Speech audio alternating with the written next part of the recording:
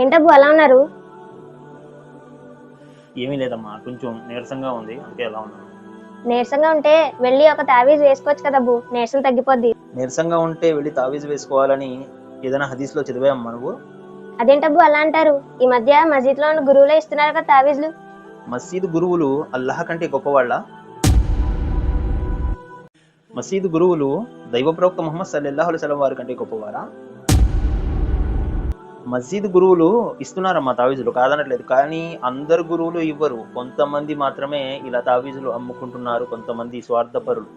దైవ ప్రవక్త ముహమ్మద్ సల్లల్లాహు అలైహి వసల్లం వారు తెలియజేశారు, మన్ అల్లక తమీమతన్ ఫఖద్ అష్రక, ఎవరైతే తావీజు ధరించారో, వేలాడదీశారో వారు షిర్క్ చేసినట్టు అన్నారు.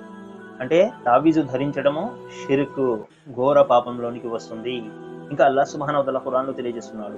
ఖురాన్లో సూరా నిసా 4వ సూరా ఆయత్ నంబర్ 48లో అల్లాహ్ అంటున్నాడు, అల్లాహ్ తలిస్తే ఏ పాపాన్నైనా క్షమిస్తాడేమో గానీ షిర్క్, బహుదైవారాధన మాత్రం ఎన్నటికీ అల్లాహ్ క్షమించడు, అది చాలా ఘోరమైన పాపము అని అల్లాహ్ అంటున్నాడు. మరి ఇలాంటి స్థితిలో మనం ఏం చేయాలబ్బు? ఇలాంటి స్థితిలో 2 పనులు చేయాలి. ఒకటి అల్లాహ్తో దువా చేయాలి ఈ అనారోగ్యం గురించి, రెండోది వైద్యం చేయించుకోవాలి. వైద్యం చేయించుకోవటము సున్నతు. అల్హమ్దులిల్లా, అవునబ్బు, అల్లాతో దువా చేసుకుని వైద్యం చేయించుకోవాలి. షిరిక్ జోలికి మాత్రం అస్సలు వెళ్ళకూడదు.